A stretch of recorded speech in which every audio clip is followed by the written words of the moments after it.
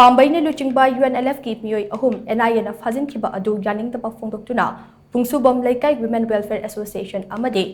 NBCA Club ANINA SHINDUNA se TAKYEL KHONGBAL MANING LEIKAI ge Ima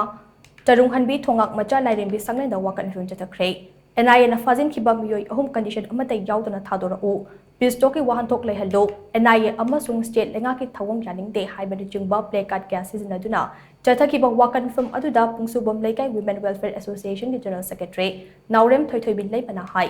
Pistok chathaduna leiba PAMBEI LUCHINGBA UNLF ki MEEOI ahum NIA PHAJINKHIBA asida lengak asina khangde haiduna tumina leishiliba karigino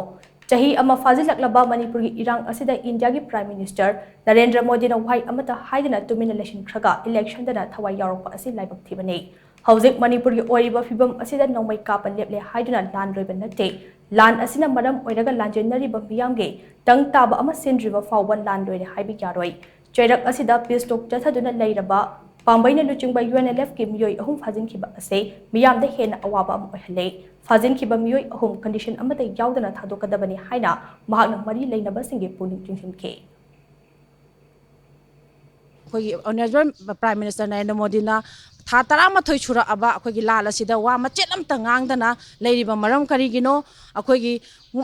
lelik kem da ngasi akhoi maitei macha MEEOI lising humphuna akhoi awaba khangduna ngasi phawa leiri masigi waroi silase lan nomai kapti haiduna akhoi leire haiduna leithokpa yaroi akhoi awana tariba lelik kem da leiriba akhoi ngasi tungi asa leiriba ngangsing amadi mirol gi da makhanbira haraga lal ase asengba thuna loisenbina ba hotna biu